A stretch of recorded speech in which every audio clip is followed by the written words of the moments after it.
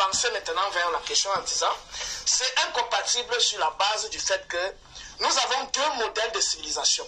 Nous avons la civilisation judéo-chrétienne, islamique, et nous avons la civilisation africaine, le livre des morts des Égyptiens et les textes des pyramides. Dans le modèle de civilisation judéo-chrétien, la divinité de cette tradition, c'est Satan. Et on l'a montré dans plusieurs émissions ici. Et ce Dieu demande aux gens de boire du sang humain, buvez ceci est mon sang, mangez ceci est ma chair.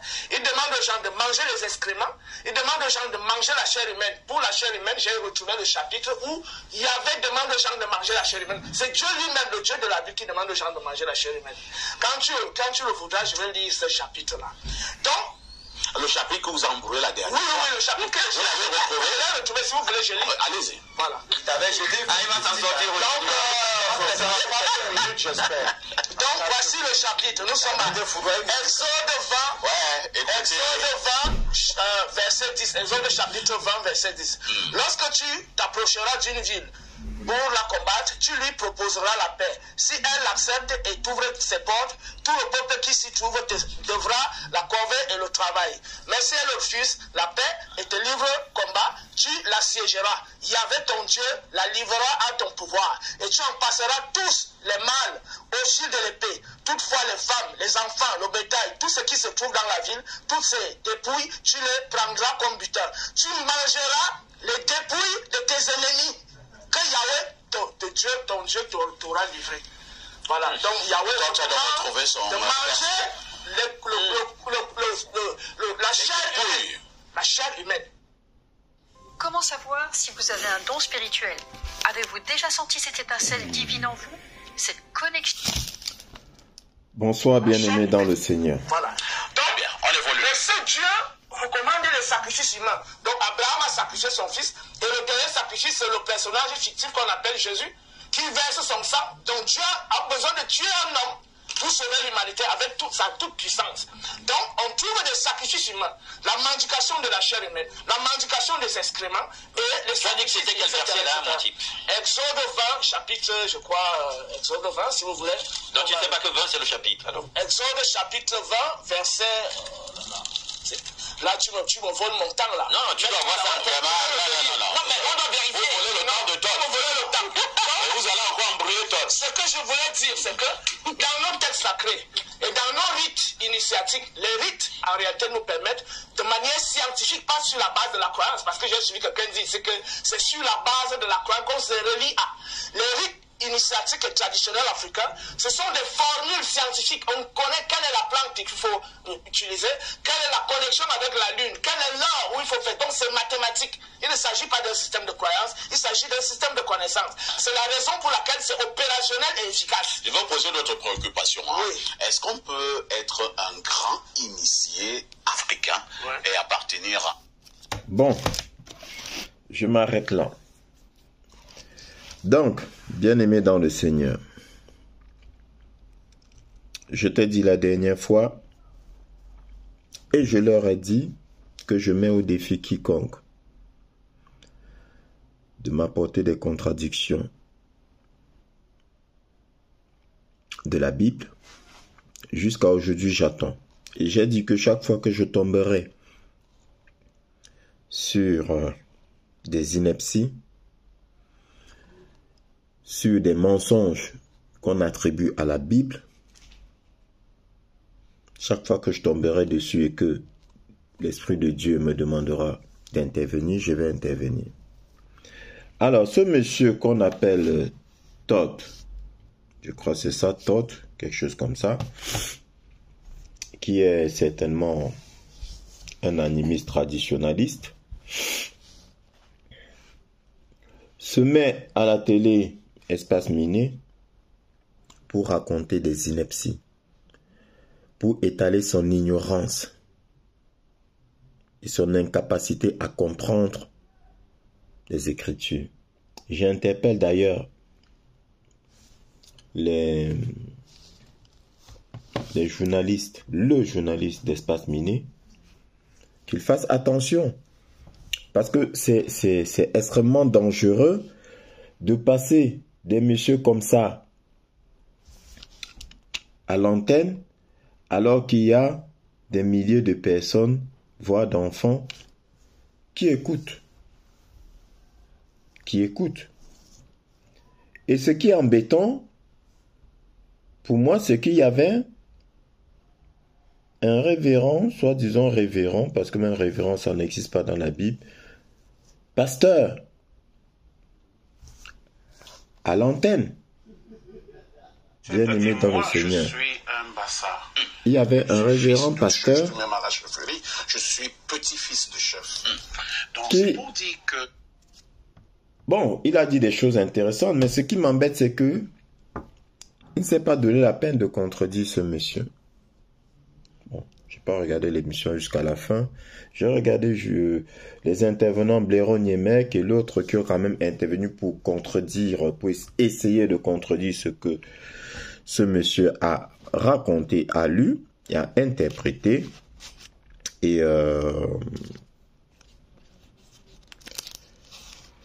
donc, au final, ils en sont restés là. Donc, vous avez des milliers de téléspectateurs qui regardent, voire des enfants qui regardent et qui sortent de là, certains convaincus que, effectivement, dans la Bible, le Dieu qu'on nous présente dans la Bible n'est autre que Satan, et qu'il demande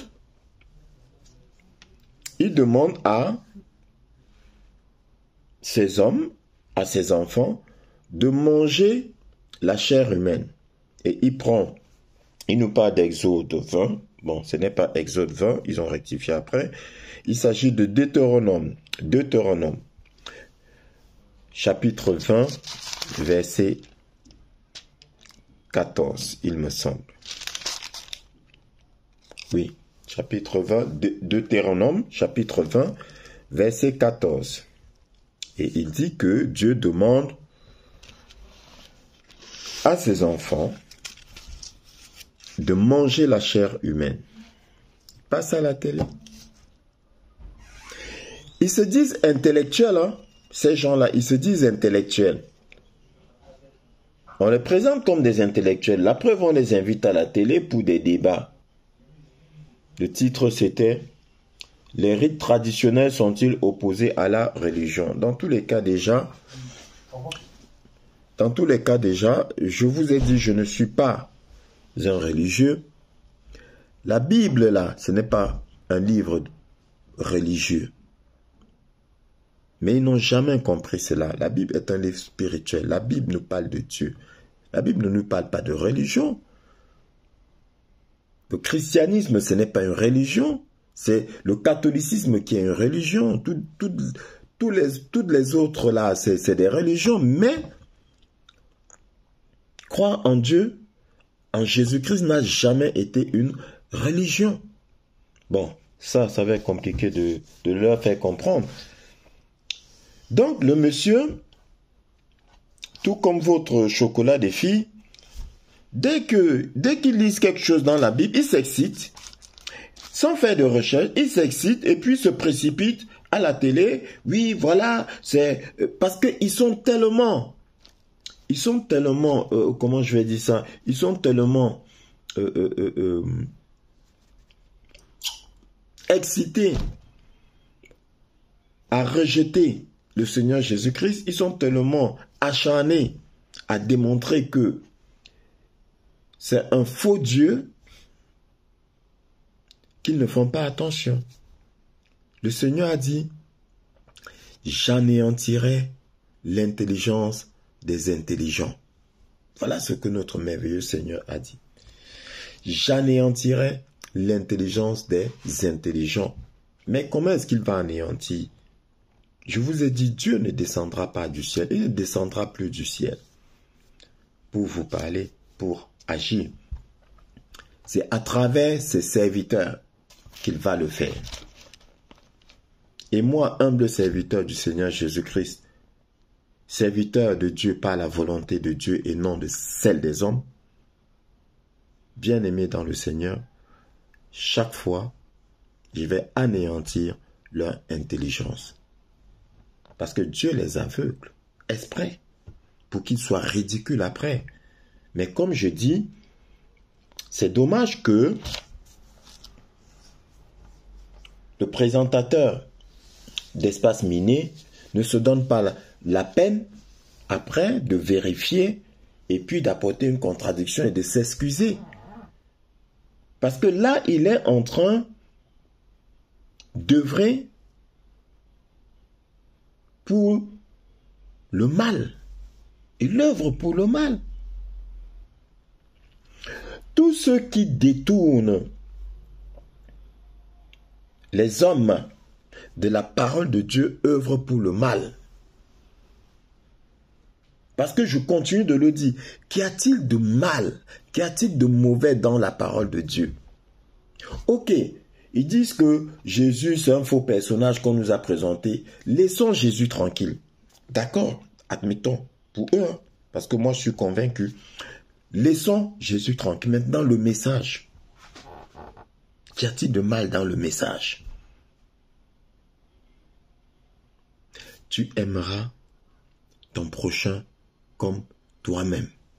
Où est le mal là-dedans? Il faut être fils du malin, fils du démon, du diable, de Satan, pour venir présenter la parole de Dieu, la Bible, comme étant un livre diabolique, comme un livre de Satan, dit que le Dieu de la Bible n'est autre que Satan. Il faut être soi-même fils de Satan pour le penser. Donc, bien-aimé dans le Seigneur, je vais donc,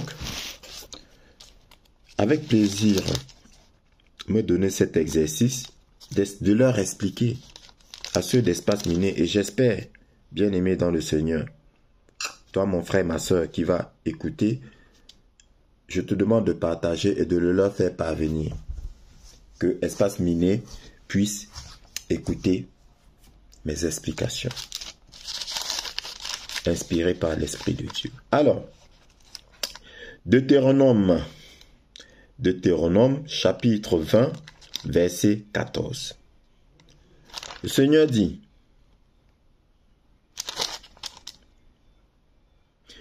« Mais tu prendras pour toi les femmes,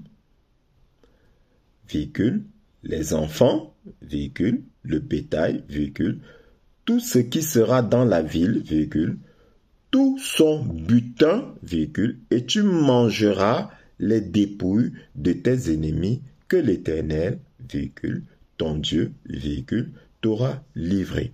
Tu mangeras les dépouilles de tes ennemis que l'Éternel, ton Dieu, t'aura livré.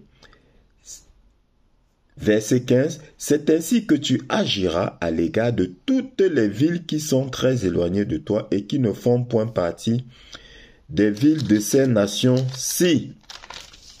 Voilà. Bon, nous allons remonter quand même pour que tu comprennes bien.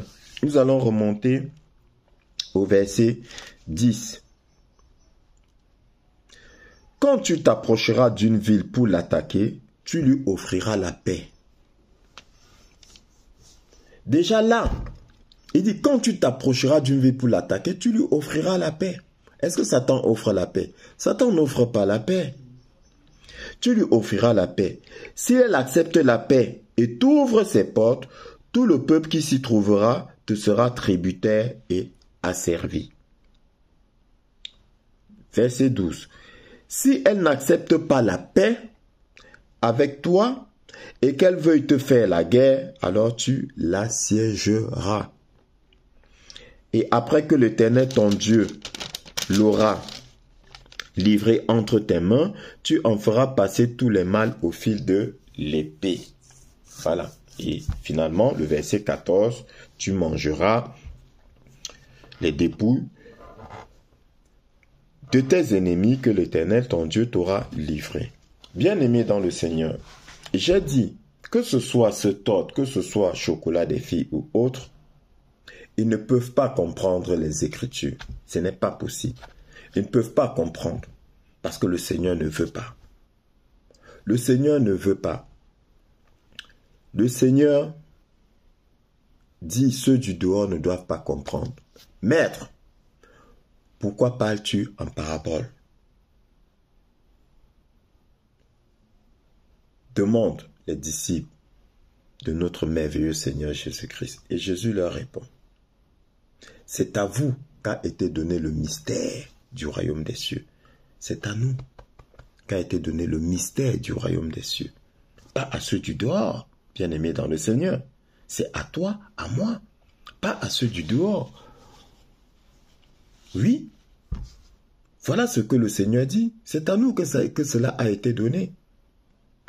Si je parle en parabole, dit-il, c'est pour que ceux du dehors,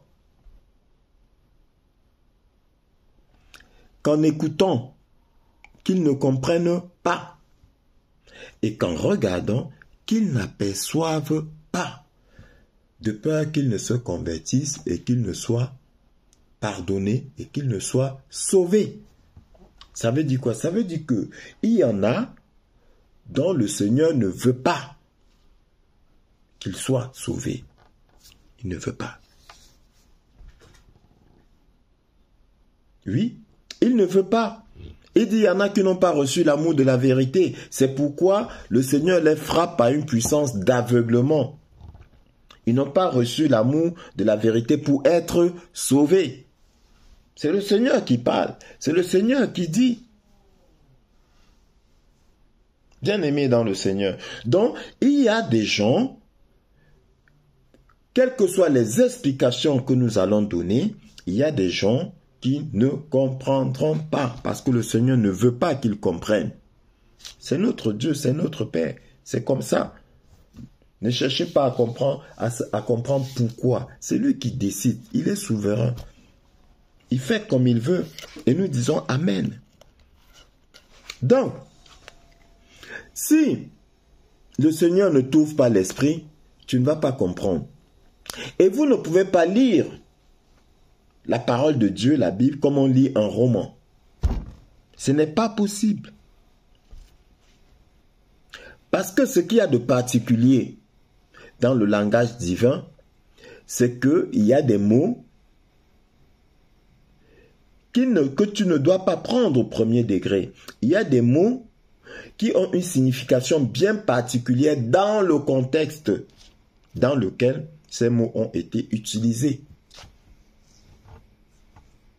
Et pour cela, quand tu lis la Bible, munis-toi d'un dictionnaire et au-delà du dictionnaire, interroge plusieurs versions de la Bible pour bien comprendre.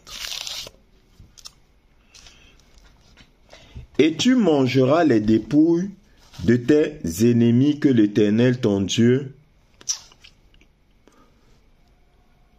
t'aura livrés. Bien-aimés dans le Seigneur, comme ils sont bêtes, et je pèse mes mots, ils sont stupides.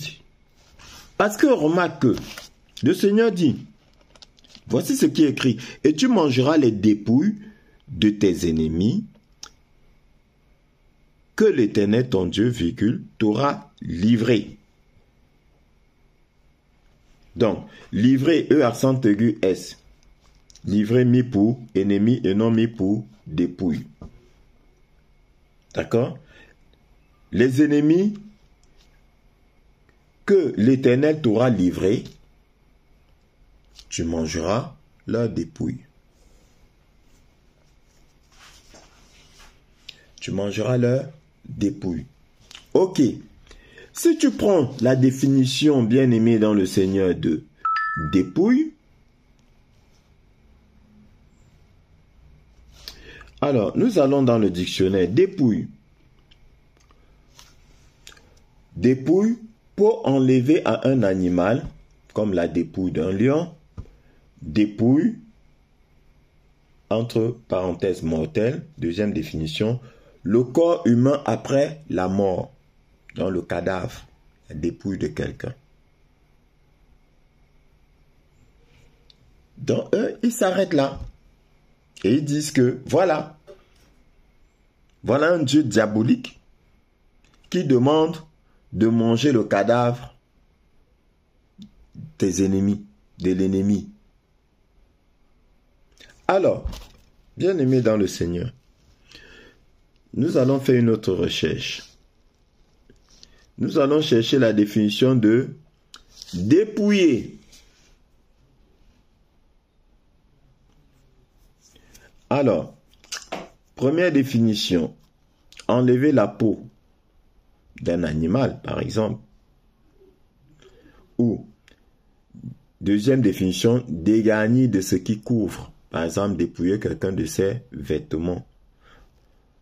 Si on va plus loin, dépouiller, priver quelqu'un ou quelque chose de ce qui lui appartient en propre, généralement par la force.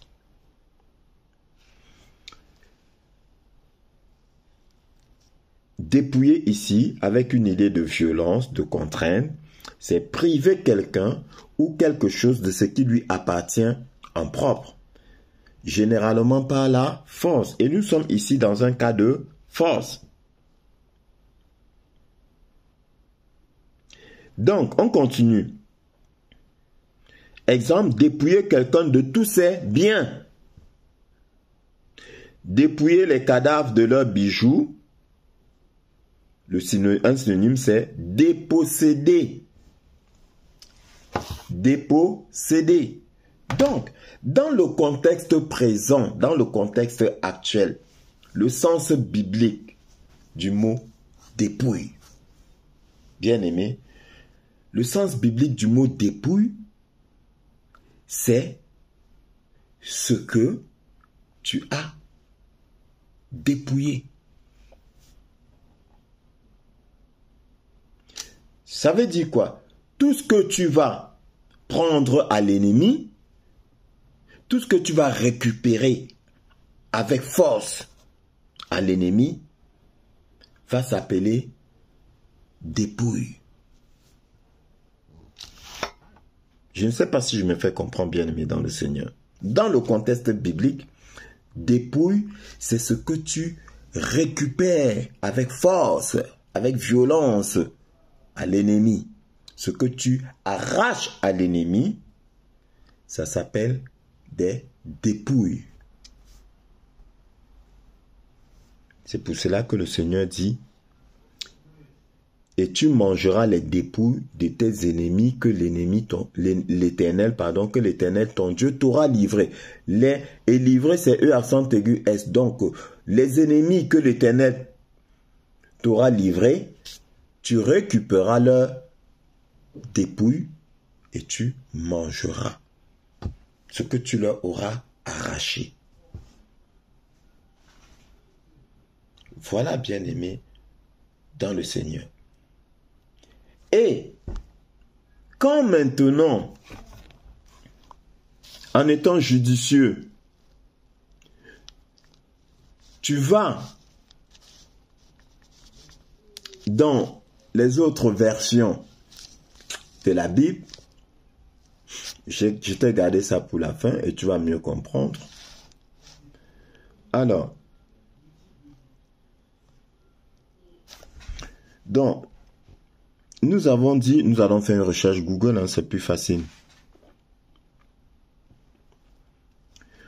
Tu mangeras les dépouilles de tes ennemis que l'Éternel, ton Dieu, t'aura livrés. Alors, voici une version qui te dit quoi, bien-aimé dans le Seigneur. Une version de Louis II, Deutéronome chapitre 20, verset 14.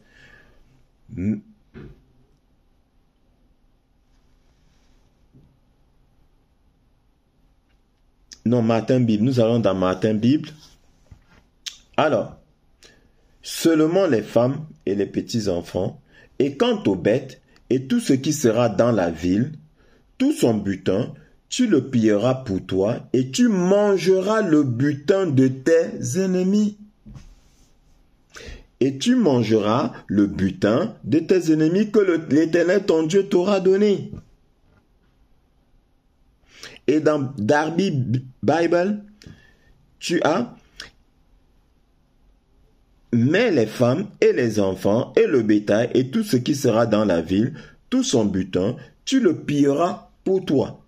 Et tu mangeras le butin de tes ennemis que l'Éternel ton Dieu t'aura donner. Donc, butin ici, dépouille ici, c'est le butin. Comme je viens de te l'expliquer. C'est ce que tu as récupéré, tu as dépouillé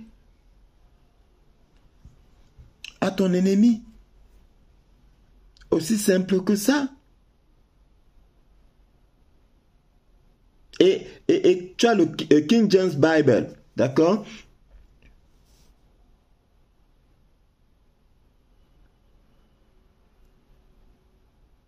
Qui te dit, and thou shall eat the spoil of thine enemies.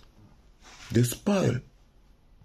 Ce que tu as récupéré, ce que tu as volé. En fait, volé entre guillemets. Ce que tu as arraché à ton ennemi. Bien-aimé dans le Seigneur.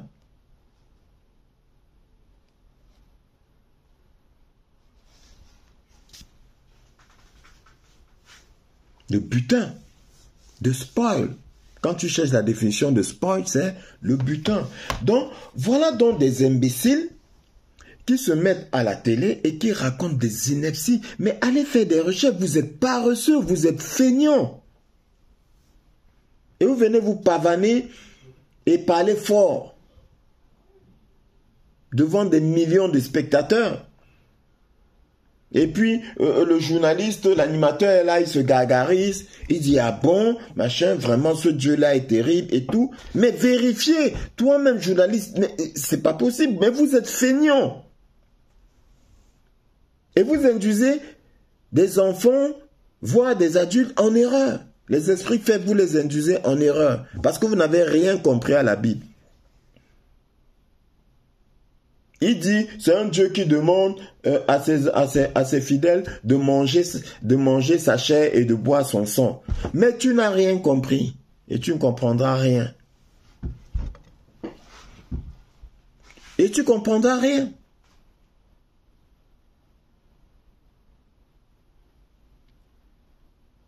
À quel moment est-ce que dans la Bible, tu as vu les disciples du Seigneur en train de boire son sang, comme des cannibales, en train de boire son sang ou en train de manger sa chair? On dit bien qu'il prit la coupe, il leur présentait, dit, ceci est la coupe de mon sang qui sera livrée pour vous, pour la multitude. Buvez. Et il a pris le pain et l'a rompu. Mangez-en tous, car ceci est ma chair livrée. Mais si tu fais des recherches plus minutieuses, tu vas comprendre. Nous, on n'a pas besoin de faire des recherches pour savoir c'est quoi le sang de Christ. Et c'est quoi sa chair. Et si tu vas plus loin, il te dira quoi? Car mon sang est un breuvage. Car mon sang est un breuvage et ma chair est une nourriture. Selon Bible.com, car ma chair est vraiment une nourriture, et mon sang est vraiment un breuvage. Celui qui mange ma chair et qui boit mon sang demeure en moi, et je demeure en lui. Ma chair est une nourriture. La parole s'est faite chair. Vous êtes bêtes. Vous êtes stupides. Et vous êtes malsains.